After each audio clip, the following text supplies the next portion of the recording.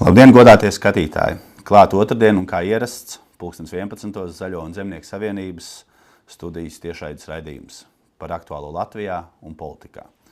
Šodienas sarunā pievērsīsimies ekonomikai, uzņēmējdarbībai un politiskajām aktualitātēm. Visiem labi zināms, ka uzņēmēji ir tie, kuri rada darba vietas un veido mūsu valsts attīstības pamatu. Un tātad šodien pie mums studijā uzņēmējs Dairis Kandelis. Sveiks, Dairi! Sveiks! Mans vārds ir Kaspars Magurs, un kā ierasts aicinu skatītājus komentāros uzdot sev interesējošus jautājumus šīs dienas viesim Dairim.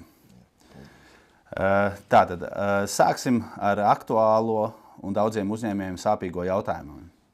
Pēdējā laikā arvien biežāk dzirdam par nodevu sloga, pieaugumu birokrātijas palielināšanos. Kā jūs kā uzņēmējs vērtējat situāciju šobrīd? Vai valsts politika palīdz attīstīties, vai tomēr rada papildus šķēršļus?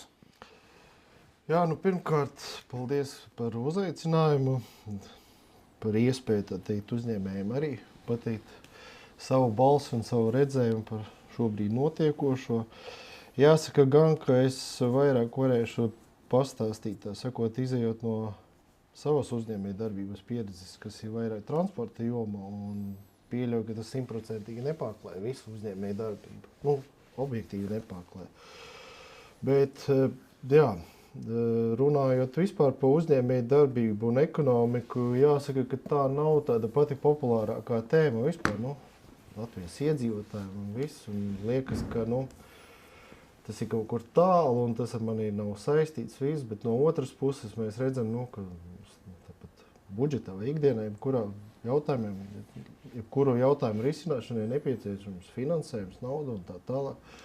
Un tā nauda jau nekurienes nerodas. Un to naudu, principā, saražojam mēs uzņēmēji ar saviem nodokļiem, bet tas bieži tiek aizmirsts, kā šī nauda tiek saražota. Un ja mēs runājam kaut kādās līdzībās ar to pašu mums to lauksaimniecību vai ko, tas ir tāpat kā, lai mēs novāktu labu ražu, tad ir nepieciešams krietni pastrādāt, ir jāpar zemi, jāiesēj, mēsli, minerālu mēsli, pēc tam ir pret nezālēm jācīnās un visu, lai mēs to ražu dabūtu. Tāpat ir arī ar ekonomiku un uzņēmējdarbību, ka ja valsts, teiksim, to neatbalsta un nedara un pasaka tikai, ka mums vajag tik un tik naudas tam un tam, tad tā nauda jau tāpat nerodas. Un tāpat arī to pašu ražu, ja tu to nedarīsi, tur neiesēsi laika, tur neapkarosi nezāles laika, tad tev tās ražas nebūs. Tur vari teikt vai neteikt, ka man vajag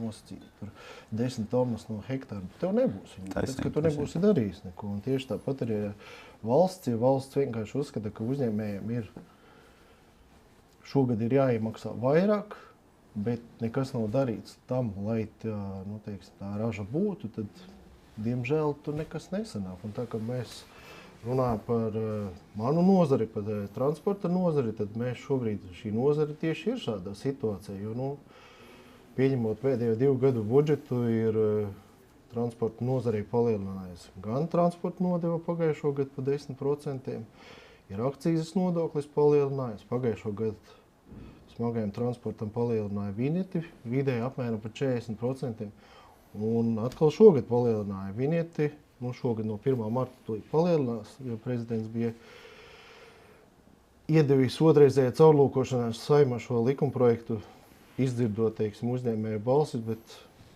principā nekas tur mainījies nav. Un tā situācija ir tāda, kad, skatoties no mūsu tās nozares skatu punkta, tā situācija kļūst arvien grūtāka un grūtīga. Un tas nav tikai viens jautājums par šo, teiksim, kas bija pacēlies par tām vienetēm vai ko, ja. Tas ir vesels tāds jautājumu kopums, kas it kā katrs atsevišķi varbūt nerada šo, tādu grūtības, bet kas kopā sanākot rada šīs grūtības. Pieņemsim, es domāju, ka skatītājiem ir grūti saprast vai ko, bet, pieņemsim, tika organizēta šīs elektroniskās rindas, teiksim, pieteikšanās vispagājušo gadu, uz robežām, Es domāju, uz robežām un Krieviju un Baltkrieviju. Šī elektroniskā rinda, teiksim, Igaunijā jau strādā 3 gadus, no tiem pašiem pārvadātiem bija, teiksim, ierosinājums satiksmes ministrijai, lai, principā, pārņemtu šo pieredzi no Igaunijas, jo tur bija atstrādāts, tur bija tāpat kļūdas un tā tālāk, tās kļūdas bija novērstas visu. Nē, mums izdomāja, ka mēs taisīsim paši savu. Labi, taisam paši savu. Uztaisa konkursu, kurā piedalās, protams, atkal IT speciālisti, kas to organizē, bet problēma ir tā, ka šī tika izvēlēta kompānija, es nevainoju šo kompāniju, ja, bet tika izvēlēta kompānija, kam principā absolūti nav nekāda pieredzes ar transportu, robežu un visu, un tā programma tika sataisīta absolūti jēla. Un tādā brīdī, kad viņa sāka strādāt, tur radās milzīgas problēmas, no pieredzes, jo teorētiski bija izdomāts viss ļoti skaisti, bet pieredze bija tā, ka šī, teiksim, rindā varēja pieteikties jebkurš. Es, tu, principā, jebkurš nesaistīts cilvēks, ja, ar savu transporta līdzekli, jo nebija izveidota, nebija pieredzes un nebija izveidota šīs sietas. Bet, principā, pārvadājumus jau var veikt tikai licencētas firmas, jo tas tika noņemts saknē nost. Tālāk, vai tur ir nodokļu parādi vai nav, tas arī netika skatīts. Un visa tā rezultātā, piemēram, tādi aktīvi darboņi, es nosaukšu tāds, izveidoja tādu sistēmu, ka viņi paši sev radīja tādus botus, kas vienkārši met iekšā visu laiku rindā, kas stāv. Ja? Un normāls pārvadātājs, kuram nav laika to visu darīt, viņš nemaz netika tajā rindā klāt. Viņam bija jāstāv, teiksim, pārvadājumu viņš varēja veikt tikai pēc 2 mēnešiem, jo tā rinda pienāca. Jo to visu pārējo laiku bija aizņēmuši šie boti. Ja? Un šie darboņi pēc tam uz robežas pārdeva šīs rindas vietas normāliem pārvadātājiem. Tas ir normāli. Bet vai nav tā, ka patiesībā, ja mēs runājam par izstrādātāju IT jomas, un attiecībā arī ar transporta pieredzi tieši IT jomā, vai nav tā, ka patiesībā tā varētu būt vispār problēma, vispār atrast tādu IT izstrādātāju, kurš ir saskāries ikdienā ar kaut kādām transporta lietām, vairāk nav jāskatās tad Eiropas virzienā, lai nodrošinātu šo te pakalpojumu? Man to grūti spriest, jo to jau galu galā pasūtīja satiksmes ministrija šo pakalpojumu. Un es saku, mēs kā pārvadātāji, teiksim, mēs saistīti pirms tam jau tika teikuši, ka pārņemam Igaunijas pieredzi, jo tur vienkārši nomainot valodu un visu, kur jau bija šīs kļūdas izgājuši cauri, varēja vienkārši lētāk to ievērst. Pēc idejas starptautiskā pieredze tad jau bija, un tepatās kaimiņos. Tieši tā, jā. Bet tika, nezinu kādu iemeslu pēc taisīts atsevišķs konkurss, kā rezultātā bija. Tur jau aizgāja līdz absolūtam absurdam, jo principā, kā es saku, tur varēja pieteikties jebkurš.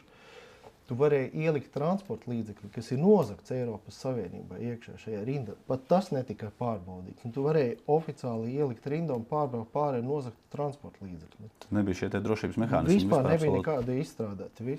Un kāpēc es par šo pieskaros, ko mēs teicām jau sākumā, ko es teicu sākumā, kad ir šīs sadārdzinājums, dažādi, tur vīnietes, tur transporta nodevi, tad vēl šādi visādi birokrātiski, teiksim, šķēršļi, viņi ir nepārtraukti, ja? Un tev visu laiku jācīnās, un tam uzņēmējiem transporta jomā, viņam burtiski nepārtraukti ir jācīnās ar visādiem jauniem izaicinājumiem, ja? Ka viņam pat īsti nesanāk laika nodarboties ar reālo darbu. Un kā rezultātā, piemēram, tā, ka mēs tur darbojamies tajā transporta jomā, es redzu šobrīd situāciju, īstenībā tā situācija sākās jau pagājušajā gadā, kad tiek uzkrauts tajā jomai tik daudz, es domāju pārvadājumu ar smago transportu, ka daudzi mazie un vidēji uzņēmēji šajā jomā, kas jau ilgstoši strādā, 20 un pat vairāk gadus, viņi vienkārši izbeidz savu darbību. Viņi vienkārši izpārdod parkus un pasaka, pietiek vienkārši. Jo viņiem sanāk tā, ka viņi visu laiku strādā, lai samaksātu vīnetes, samaksātu degvielu, samaksātu šoferi un visu. Visa atbildība ir uz viņiem. Ja šoferis, teiksim, pārkāp ātrumu vai ko, atbildība nāk tāpat uz firmu. Es nerunāju par sevišķiem gadījumiem, kad ir alkohola reibumā vai vēl kaut ko. Visa atbildība nāk uz to uzņēmēju, un viņš vienkārši vairs neredz tam jēgu. Ja viņš iepriekš 20 gadus strādāja, bija šīs problēmas, bet tad viņš vismaz varēja nopelnīt. Tagad viņš vairs nevar nopelnīt. Mums tāpat kā citām jomām ir ļoti spēcīgi iesitis šis karš Ukrainā. Ja? Ģeopolitiskais. Ja mēs redzam, ka piemēram tam pašam mūsu nozarē, transporta nozarē strādājušam mūsu aviosabiedrībai ar Baltikam tur nāk pretī, dod visādus aizdevumus. Viss mūsu nozarē nav vispār nekādu pretimnākšanas. Ja? Arī teiksim, zemniekiem ir dažāda palīdzība. Tad mūsu nozarē mēs neredzam vispār nekādu pretimnākšanu no valsts, lai gan mēs esam tādi paši cietēji kā visur cita. Mums birokrātiskai satiksmes ministrija pasaka, jūs pārorientējaties uz Eiropu. Ja?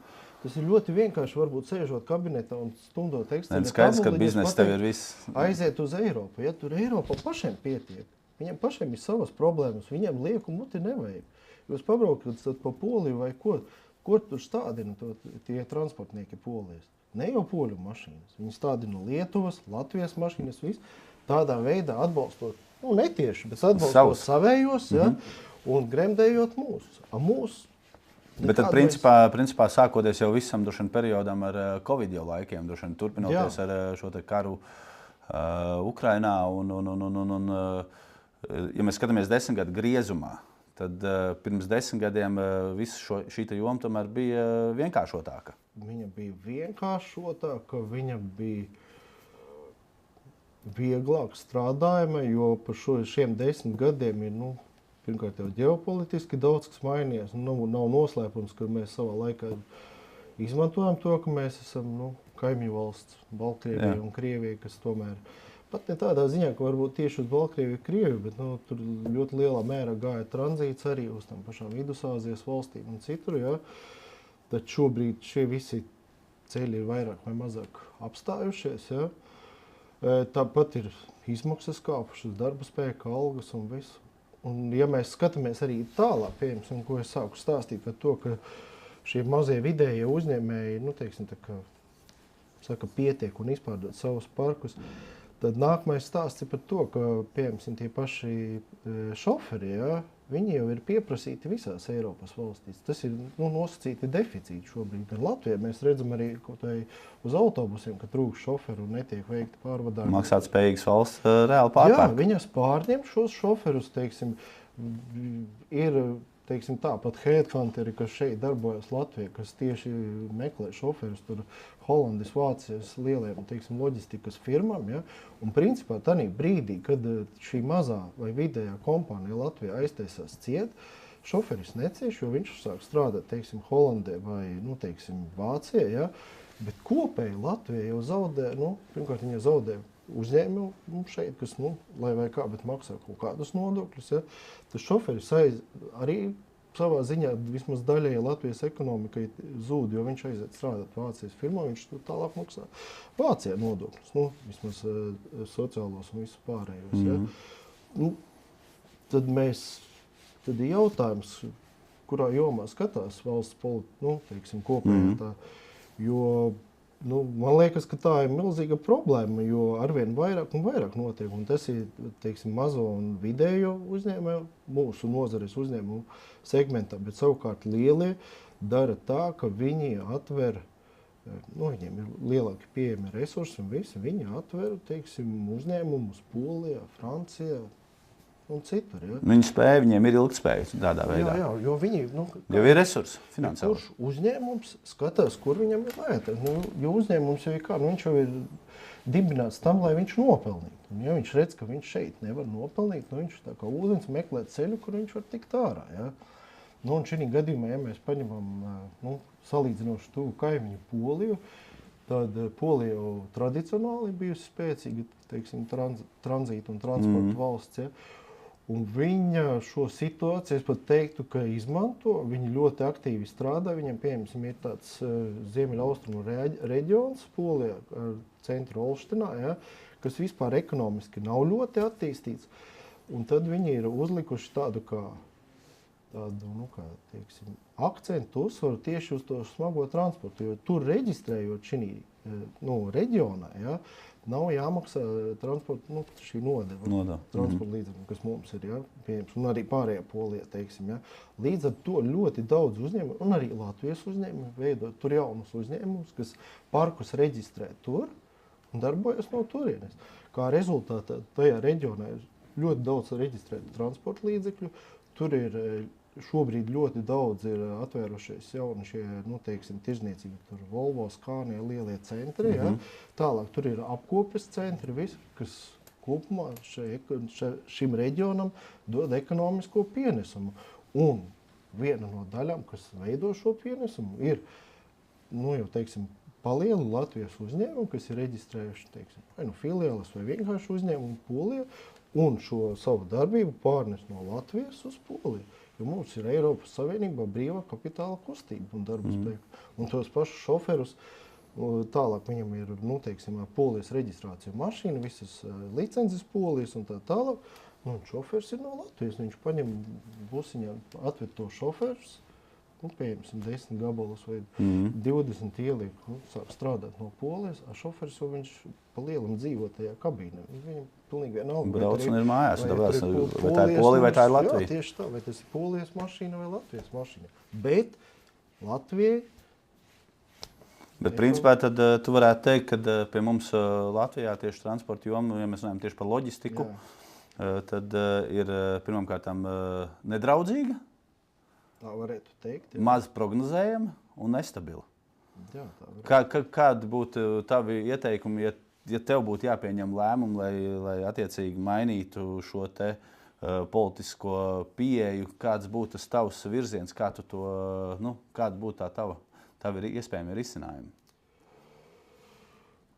Nu, protams, tas ir gana komplicēts jautājums, jo tas jautājums politiķiem. Nē, nu ieskicē varbūt tā. Mēs teiksim tieši man, bet nu, noteikti pirmām kārtām es teiktu, ka būtu jāsamazina šie visi birokrātiskie šķēršļi. Es domāju, par to ir runāts neskaitāmas reizes, bet nu, tādu taustāmu rezultātu, teiksim, godīgi, nu, nav justs. Nu, kā tā birokrātija ir palikusi, tā viņa ir palikusi, jo ja nebūtu šo daudzo, nu, to birokrātisko šķēršļu, kurus dažus es ieskicēju, tad jau tā dzīve būtu daudz vienkāršāka. Bet tā ģeopolitiskā situācija jau tomēr ir šobrīd noteicoša. Ja mums tomēr, nu, saka, ir tas virziens, mums ir Eiropa, nu, kas ir šobrīd lielākajā daļā arī mūsu kaimiņu valsts, nu, kā mēs uz to spētu pārorientēties. Es saprotu, ka bizness ir tajā virzienā bijis un ir grūti, jo tur ir gan lētāk, gan iespēja tranzītā uz Āzijas valstīm un tā tālāk. Bet pieņemam, nu, nav mums šobrīd šīs divas valstis, bet mums ir jāpārorientē tas bizness uz Eiropu. Kā tu to redzi vai vispār tas ir iespējams? Un tas ir, teiksim, vidējam mazam uzņēmumam. Gana grūti īstenībā, jo ja tu esi orientējies uz to tirgu, tad ir tiešām grūti pārorientēties. Protams, ka jau arī iepriekš, pirms visu šīs ģeopolitiskās situācijas, tāpat lielākā daļa šo uzņēmumu transporta strādāja uz Eiropu. Nav jau tā, ka tur netiek strādāts. Protams, ka tiek strādāts, bet ņemot vērā visus šos ģeopolitiskos izaicinājumus, arī pašā Eiropā tā uzņēmējdarbības aktivitāte ir mazinājusies. Ir. Jo viņiem jau tāpatās arī gāja kravas caur turienu un uz turienu. Un ja mēs paskatāmies to pašu Vāciju, tad IKP jau viņam nav audzis gadus divus. Ja? Principā, ja viņam vērā inflāciju, tad, ja noņem inflāciju, tad tur ir pat mīnus. Ja? Līdz ar to mēs redzam, ka viņiem pašiem neiet pārāk labi, un līdz ar to viņi, teiksim, tādas jaunas kaut kādas papildus konkurences viņiem nav vajadzīga. Tie, kas tur ir iekšā, nu, teiksim, Latvijas uzņēmēji, kas strādā, ja, uz to Eiropas tirgu, es neteikšu, ka viņi būtu, nu, ka viņiem kaut kas samazinātos. Vienkārši viņam līdz ar šo, gan ar tām vīniešu, gan transporta līdzekļu nodevu palielināšanu, viņiem ir lielāka izdevuma. Līdz ar to, nu, viņam, teiksim, ienākumi paliek pieņemsim tādi paši un izdevumi ir lielāki, viņiem ir mazāka peļņa. Ja? Bet, nu, cik es tā esmu novērojis, tad, lai teiktu, ka īpaši kāds tur strauji palielinātos, nu, tajā tirgu, nu, tā es nevarētu teikt. Ja mēs paņemam ko to pašu mūsu lielāko un populārāko no transporta uzņēmumu, tad, cik zināms, jā, viņš turās līmenī, viss, bet, teiksim, pieauguma nav. Jā. Un maziem un vidējiem uzņēmumiem ir vēl grūtāk tikt tajā iekšā. Varbūt, ja tu esi tieši kaut kāds nišas uzņēmums, ja, kas tur pārvada, nezinu, kaut kādas īpaši smagas vai īpaši tur lielas kravas, tad vēl... Vai ar īpašiem kodiem, ja tur attiecīgi. Jā, bet ja tur ir, nu, teiksim, ADR kravas vai kas, bet ja tu esi kaut kādu standarta kravu veicies, ir gana grūti. Ticu.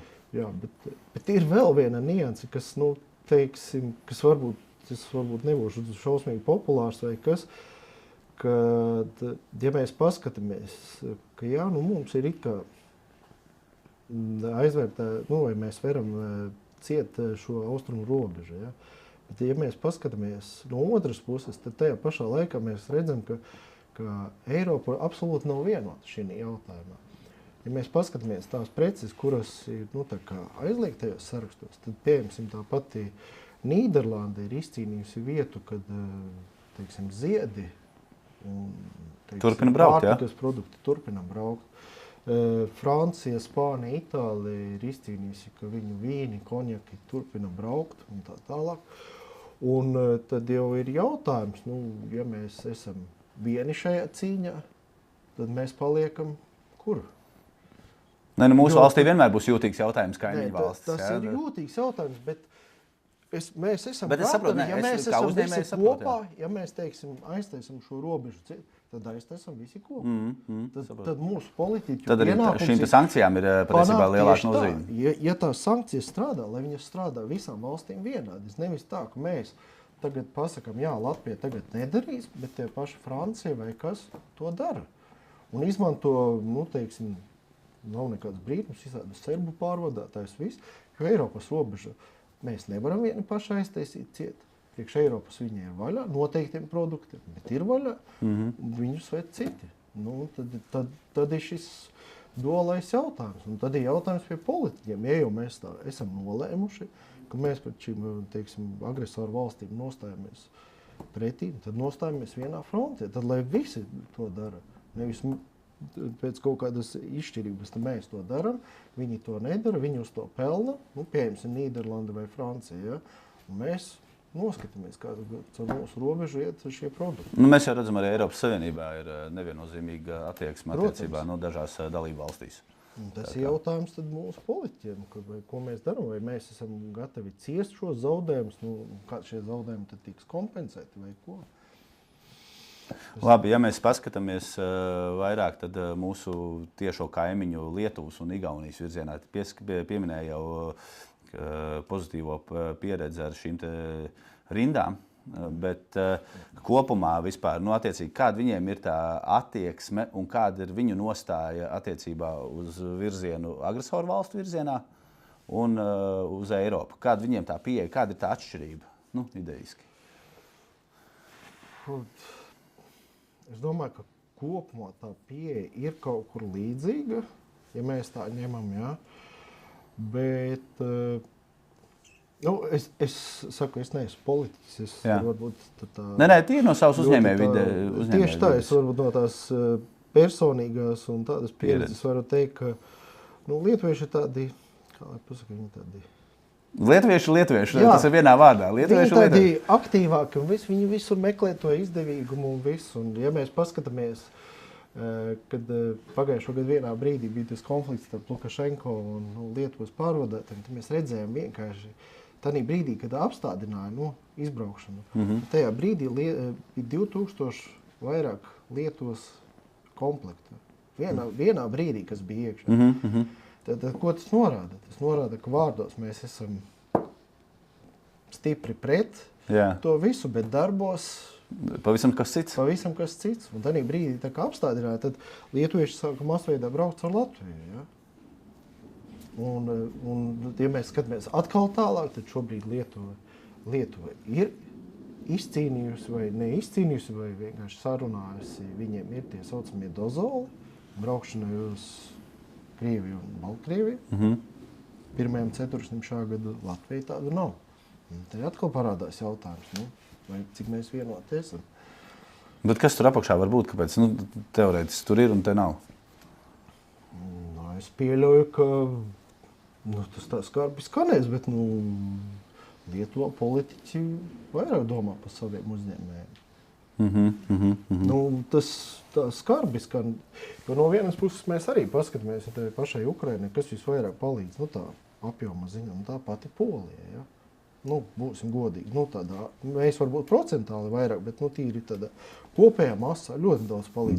Bet vai šajā gadījumā tas nenozīmē tikai vienu arī to, ka mūsu šie te uzņēmēji, tā skaitā iespējams arī tu vai arī citi, tomēr negribēs pārcelt savu uzņēmēju darbību uz kaimiņu valstīm, Lietuvu un Igauniju. Tas reāli iespēja pastāv. Tu no tā viss klausoties. Tās ir izmaksas un vispārējais. Jā, stāsts jau ir ne par to, vai pārcels, jau pārceļ.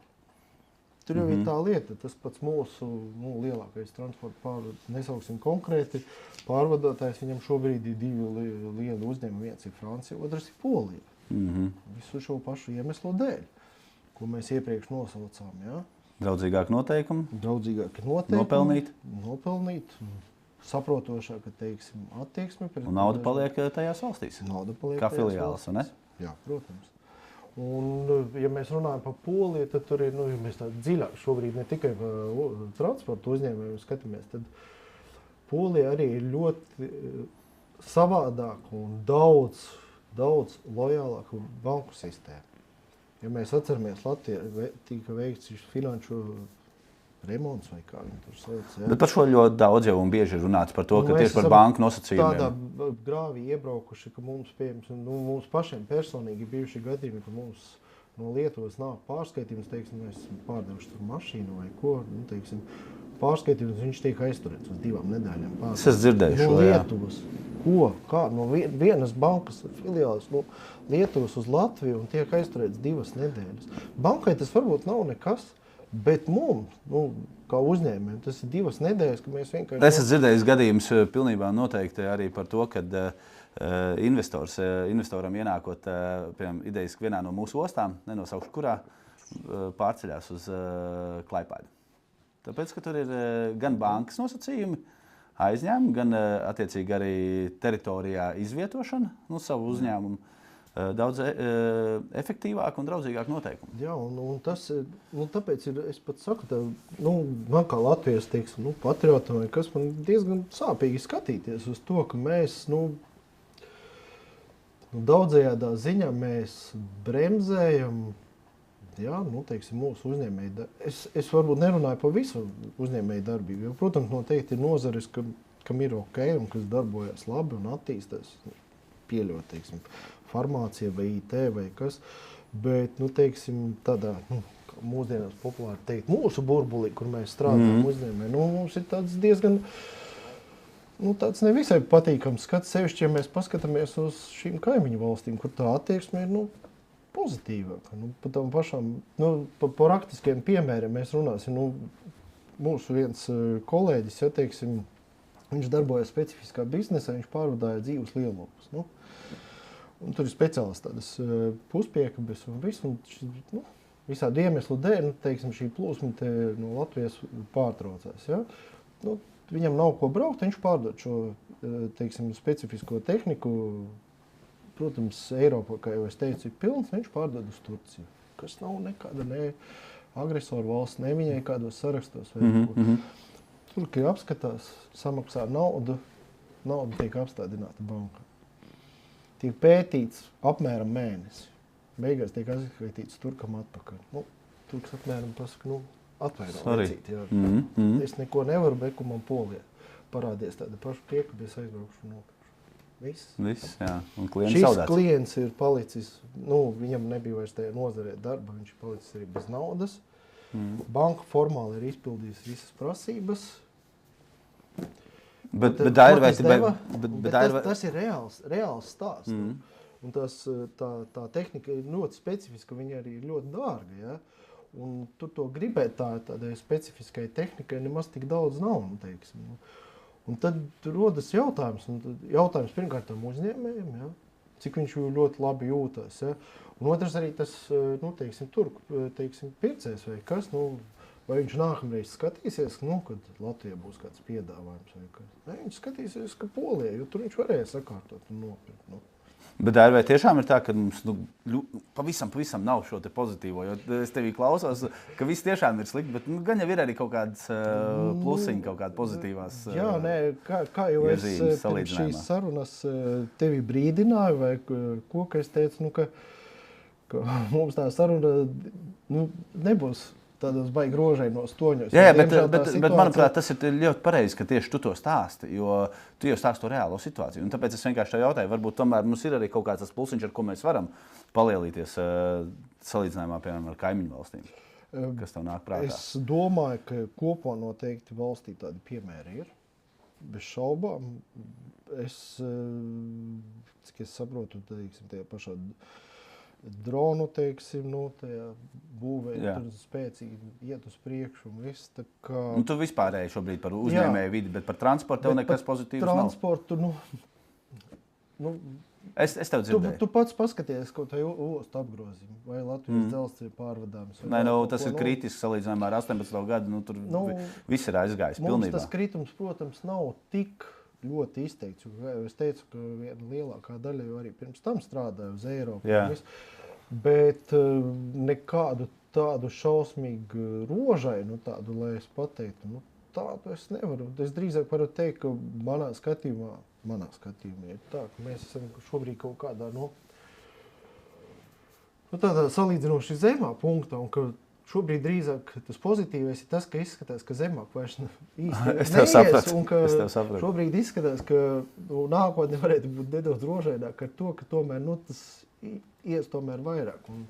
Un tā apgrozīt. Nokrist līdz zemējām punktam un tad salīdzināt gadu no gada, ka mēs tomēr kāpjam. Jā, teiksim, tādā ziņā. Bet es to negribu vispārināt uz visu Latvijas ekonomiku, vai ko es vairāk runāju, kā es iepriekš teicu par tos savējo burbuli, jo noteikti ir jomas, es domāju, tiem pašiem, pagājušais gads gan nebija kā labākais piemērs, bet, ņemot vērā šo ziemu, es ceru, ka būs sēvi pārziemojuši labi un viss, ka lauksaimniecība varētu būt tas arī viens no, kas varētu iet uz priekšu. Tu jau pieskāries par demogrāfiju nedaudz. Mēs zinām, ka šobrīd visā Eiropā, tā skaitā arī Latvijā, šie rādītāji visi iet uz leju. Noteikti tas arī ļoti ietekmē mūsu darbspēku uzņēmumos. Kā tev pašam personīgā pieredze šobrīd ar šo jautājumu ir? Vai tev arī šķiet, ka ir jāskatās jau kaut kur trešo valstu virzienā, vai labāk tomēr nē? Vai tu šobrīd izteic ar mūsu valsts pilsoņu darba spēku? Mēs paši personīgi, kas ir mūsu uzņēmumu ķēde, mēs iztiekam ar vietējo darba spēku, bet nozare ir gana daudz. Teiksim, es zinu, ka ir gadījumi, pat ne gadījumi, ir diezgan daudz, kas no Taizemes ved iekšā, no Uzbekistānas pilsoņus darba spēku, tāpēc, ka vienkārši trūkst. Jo, teiksim, Un tas nav saistīts ar to, ka ir lētāks darba spēks? Es domāju, ka viņš ir varbūt lētāks. Es pat teikšu, ka savā ziņā viņu ir vienkāršāk nodarbināt. Viņu vienkāršāk pieņemt varbūt ne, bet atlaist noteikti vienkāršāk. Tādā veidā. Bet es nedomāju, ka tik daudz tas ir izmaksu ziņā, cik tas vairāk ir tas, ka vienkārši trūkst. Un te jau ir tā demogrāfijas problēma, ka ja mēs paskatāmies tos pašus C, E, D kategorijas šoferus, tad vidējais vecums ir 50 gadi plus. Tas nozīmē, ka vēl 10-15 gadi un jauno šoferu ir vienkārši nenormāls kritums. Ja? Un te man atkal jārunā, pieņemsim to pašu lietu, lai mums dabūtu C kategorijas šoferi, mums vajag 21 gadu. Nevis 18, bet 21. Čaļi, kas varētu uzreiz, teiksim, pēc 18 gadu, kas gribētu vai ko. Bet tur ir saistīts ar stāžu, ka tev ir jābūt pirms B kategorijai. To var no 18 gadu. Uzreiz, ja? Jā. Otrkārt, ja mēs paņemam, teiksim, uz profesionālo, to 95. koda eksāmenu, tad viņš Latvijai pa galvas tiesu smagāks nekā Lietuva. Bet brauc viņi tāpat pa visu Eiropu. Gan tie, kas Latvijai ir nolikuši, gan tie, kas ir nolikuši Lietuvu. Es tev varu atklāt, man C kategorija un 95. kodu, tāpēc man ir jautājums tev. Ir programmas nodarbinātības un valsts aģentūrai tieši attiecībā uz C, D kategorijām, kas attiecīgi ir bezdarbnieki. Cik man zināms, tad vēl joprojām šo te apgūst, bet tas ir nepietiekami. Protams, ka nepietiekami. Es izmantoju šo iespēju. Es teikšu godīgi, nevienu brīdi neesmu strādājis smagā auto, bet man, C kategorija un 95. kods. Es varu tev parādīt, man arī ir gan 95. kods, gan autobusam, gan visam. Ticu tev. Bet, jautājums jau ir par to, ka es vai tu tur, teiksim, tur brauksim, jā? Reku ir iekšā. Un tur izskatās gan pilns viss komplekts. Jā, tur tikai trolejbus un tramvajiem. No? Trūkst. Bet jautājums jau ir par to, ka tieši tā, lai tos jauniešus iesaistītu, jo principā nopelnīt jau var, ok? Tas darbs nav viegls, lai gan varbūt no malas izskatās, ka viņš ir viegls, bet viņš nav viegls. Bet jautājums ir tieši manā skatījumā arī, ka šī gadījumā es teiktu, ka CSDD vajadzētu paskatīties pie kaimiņa un vienkārši varbūt papētīt kaimiņu situāciju un, teiksim, lai mums tie, teiksim, jaunie vadītāji varētu būt vairāk. Jo tas trūkums nav jau tikai, teiksim, ar smagiem. Tur autobusiem ir tieši tas pats. Ja jūs braucat, piemēram, kaut kādu Luks ekspresu uz Tallinu vai Viļņu, tad jūs redzēsiet, tur lielākā daļa vadītāju nebūtu nav, teiksim, mūsu valsts pilsoņi. Mūsu valsts pilsoņi, jā. Tā ir tāda diezgan globāla problēma. Tā ir īstenībā problēma ne tikai Latvijā, bet tas ir visā Eiropā. Par demogrāfiju runājot kopumā, es domāju, ka tur ir tā problēma, tā nav sākusies šobrīd, tā jau ir ilgstoši. Tikai šobrīd mēs tās sekas redzam vairāk, un tā dzimstība krīt milzīgi. Cik es saprotu, tad valdība kaut kā cenšas ar pabalstiem vai ko to risināt, bet tā ir, es domāju, ka tā problēma ir kompleksa. Tāpat, kā mēs runājam par to ekonomiku sākumu vai mūsu nozari, ka tas arī nav tikai viens jautājums, tad, teiksim, pa vienete vai kas, ka tas ir komplekss jautājums. Tāpat arī demogrāfija tur arī komplekss jautājums, jo, ok, ir pabalsts, varbūt tas kādu mudinās vairāk, teiksim, bērnu būtu vai ko, bet tad jau ir tālāk ir bērnu dārs, skola, izglītības kvalitāte un tālāk jau augstskolas, teiksim, tur man arī ir gana daudz piemēru. Man, piemēram, radiniekiem meita tagad beidza medicīnas to institūtu un visu, un tagad viņai vajag iet, to, kas tā praksne, kā viņa saucas tā medicīna. Kad jaunais ārsts, viņš vēl nav ārsts, bet... Rezidentūra. Jā, rezidentūra. Beigās ir variants tāds, ka to rezidentūru viņai neviens nedod. Viņai bez maz ir pašai jāpiemaksā, lai viņa kaut kur tiktu rezidentūra iekšā, teiksim, slimnīcās. Bet viņai bija, teiksim, studiju biedrs no Somijas. Tur viss kārtībā? Tur sarunāja Somijā, viss kārtībā. Viņa strādā šobrīd Somijas rezidentūrā. Viņa alga, ja Latvijā rezidentūrā, tur tā alga praktiski nekāda, varētu teikt. Tur viņa saņem 3/4 no parastā ārsta alga. Strādā rezidentūrā, jau ir iemācījies, jo 2. gadu jau somu valodu viss. Tepat tās mājas īstenībā stundas attālumā. Jā, un man ir tāda stipri liela nojausma, ka viņa vairs arī neatgriezīsies Latvijā. Tad mēs arī skatāmies, tad ir valsts līdzekļi izšķiesti, teiksim. Tas ir viens līdzekļi izšķiesti, bet arī cilvēks ir zudis, teiksim, Latvijā. Ja viņai, teiksim, būs bērni vai kas, tad jau viņi būs somu, teiksim. Un tādi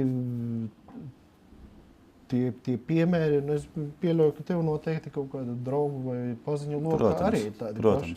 Un tāpēc es saku, ka šis demogrāfijas jautājums, viņš nav tikai tāds, ka tur ar pabalstiem vai kas. Es pat teiktu, ka tur ir tieši tālāk. Kompleks, protams, tas, kas ir labā ziņa ir šis te, ar ko visvairāk saskaras, ja grib ģimeni atgriezties, viņiem ir mājokļu jautājums. Šobrīd reģionos vismaz ir šī te autuma programma, kas ir līdz 75,000, kas ir jau vairāk nekā pirms tam.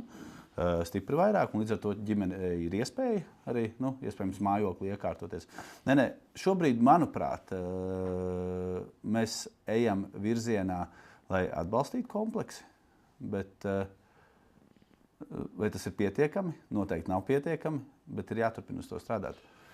Es piekritīšu tam, ka kaut kādi soļi, to var, teiksim, tādu just un to vēlmi vai, tas, ka uz to iet, un ir šie atsevišķi kaut kādi tie lēmumi, kas uz to virza. Manā skatījumā viens no tādiem ļoti tādiem komplicētiem jautājumiem ir izglītības kvalitāte. Es domāju, tieši pamatskola un, teiksim, kaut kāda vidusskola. Jo, pēc manas pieredzes augstskolas mums ir pietiekoši ok, manā skatījumā. Es nepretendēju, es neesmu izglītības speciālists, bet tieši šī, kā mēs te pēdējās dienās dzirdam par tās programmas skola 2030 izgāšanos, es pēc personīgā piemēra varu pateikt, man ir jaunākais dēls, man ir 3 bērni, un jaunākais dēls, teiksim, sāka iet skolu 1. un 2. klasē tieši Covid laika. Sākums tas bija vienkārši briesmīgs, ka viņam pēc to televizoru, mēs aizbraucam uz darbu, viņš paliek mācīties, mēs redzam, ka viņš vienkārši, pusstundu viņam tās uzmanības ir pieticis, un pēc tam visu dienu viņš mācīja. Tas ir atstājis milzīgu robu. Nākamā problēma ir tas, ka skolām ir grūti piesaistīt skolotājus. Kvalitatīvus skolotājus. Konkrēts mans gadījums ir tas, ka mums dēlam pusgadu fizikā nebija skolotāji. Es nezinu, kā tas skaities, varbūt formāli kaut kāds no citas nozares kaut ko mācīja, bet reāli viņam nebija pusgadu fizikā skolotāji. Kādu mēs tur kvalitatīvu izglītību. Jā, salīdzinājumā ar citiem skolāniem, attiecīgi mēs domājam par kaut kādu virzību uz priekšu, tad tu jau iepaliec. Jā. Un ja šī jaunā ģimene, to jau visi redz apkārt. Jā. Tas jau arī ir viens no jautājumiem, kā mani bērni dzīvos, kā viņiem, teiksim, būs pati izglītība un viss. Tā kā es saku, šis jautājums ir komplekss, viņš ir sarežģīts un viņš nav radies šodien. Tas, ka šodien varbūt sāk mēģināt risināt ar kaut kādiem konkrētiem. Tas ir pozitīvi, bet tur darba ir ojojoj. Jā, mums jāvirzās ir uz noslēgumu, bet ir viens skatītāja jautājums. Jā. Vai ielās un uz Latvijas ceļiem nav pārāk daudz iebraucēju šoferi? Vai viņi ievēro satiksmes noteikumus tāpat kā vietēji pēdējais gadījums? Jā. Traģiskais gadījums. Tas ir tas stāsts, ko es teicu par mūsu to CSDD, ka, teiksim, tas, ka mūsu, teiksim, cilvēkiem tiek uzliktas, pietiekoši lielas tās prasības, kuras visi nemaz nevar izturēt, vai ko. Tajā pašā laikā atbrauc tāds indiešu vai taizemiešu šoferis, viņam ir tiesības un viņš brauc. Kā viņš viņas ir saņēmis? Taizemē un Indija vispār brauc pa otru ceļa pusi, ja? Līdz ar to viņam ir jau sākotnēji problēmas, teiksim, šajā satiksmes plosmā. Tavs ieteikums būtu, ka pēc idejas viņiem ir... manuprāt, tas pat būtu jēdzīgi.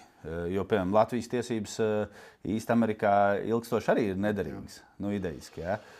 Būtu tā kā jākārto Eiropas Savienības kaut kāda šīs tiesības jānokārto. Man grūti, es jau teiktu, ka jā, bet man grūti pateikt, kā tas reāli darbojas, kāda ir Eiropas Savienības, teiksim, kaut kādas regulas vai kas, kas to nosaka. Un, jā, es teiktu, pēc manas pieredzes noteikti vietēja vai, teiksim, tuvēju kaimiņu valstu, teiksim, šoferi noteikti ir vairāk ok nekā Indijas vai kas. Tur es piekrītu, bet man ir diezgan grūti, tā kā mēs paši neizmantojam šādus šoferus, man ir grūti teikt, kāda ir likumdošana, kā viņi var vai nevar vai ko. Bet tas, ka ir fakts tas, ka mēs nezinām, kā viņi viņas ir ieguši un cik viņi ir labi braucēji, tas ir reāli. Tas ir pilnībā fakts. Nobeigumā tad īsais rezumē. Tavs tas ieteikums, jo es no tava skaidrojuma tā saprotu, ka tomēr vairāk ir paskatīties mūsu kaimiņu valstu virzienā vai citu valstu pieredzi, lai, teiksim tā, veicinātu un uzlabotu mūsu šo te uzņēmējdarbību un šajā situācijā konkrēti par tavu jomu, par transportu. Pareizi saprotu? Jā, es varētu tādu. Ja īsumā saka, es teiktu tā, ka, lai uzlabotu jomu gan mūsu transporta, teiksim, tajā jomā, gan vispār kopumā valsts ekonomika, es teiktu tā, ka pirmais ir jāsamazina birokrātija, nevis vārdos, bet darbos. Un otrs ir, es domāju, ka ir smagi jāpadomā par valsts pārvaldes izdevumiem. Jo tas arī ir, teiksim, uzņēmējiem tāds netiešs sloks, bet, piemēram, lai vai kā valsts pārvaldē algas visu laiku aug. Un ņemot vērā, ka tā ekonomika Eiropā buksē, tad uzņēmējs vienkārši nevar tikt tam līdzi.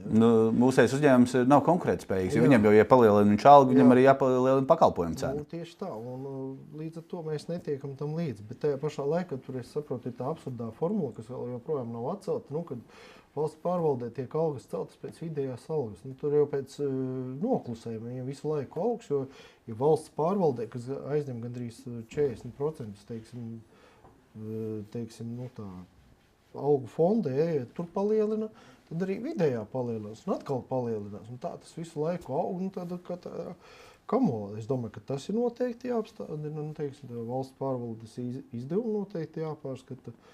Tas ir no tādas valsts puses. Tas atkal nav populāri vai kas, bet ir jāpārskata nodokļi. Manā skatījumā, ka nodokļi tā pēdējā reforma tas bija bišķi nepareizi. Jo, ja mēs paskatāmies vēsturē, tad tāpat īrija vēl 60. un 70. gados bija ļoti atpalikusi valsts. Kā viņa tika uz priekšu, viņai ir viszemākais uzņēmuma ienākuma un iedzīvotāju ienākuma nodoklis Eiropas Savienībā.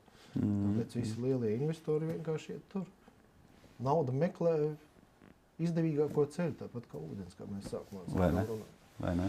Un ja mums būs izdevīgi šie nodokļu nosacījumi, tad tā naudas upe sāks tecēt arī mūsu virzienā. Viss ir pa ķēdīti. Protams. Relatīvi un pa ķēdīti, vai ne?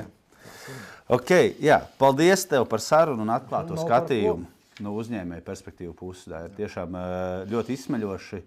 Paldies par tavu viedokli. Bet nobeigumā gribu pateikt, noteikti uzņēmuma balss politikā ir ļoti svarīga. Un mēs to ļoti labi zinām. No ekonomikas izaugsmas ir atkarīga mūsu valsts labklājība. Pareizi? Tas tā ir, un es ceru, ka mūsu balss tiks izdzirdēta arī. Vai ne? Cienītie skatītāji, paldies, ka bijāt kopā ar mums. Sekojat līdzi arī turpmāk mūsu raidījumam, interesējieties par politiku un ekonomiku Latvijā. Nākamnedēļ Labklājības ministram Reinim Uzulniekam aprit tieši gads, kopš tika apstiprināts amatā. Un tieši tādēļ nākamā otrdien Zaļo un Zemnieku savienības studijas viesis būs Labklājības ministrs. Runāsim par paveikto, plānoto un šī brīža aktuālo. Tā skaitā mājokļu pabalstu jautājumu. Uz tikšanos!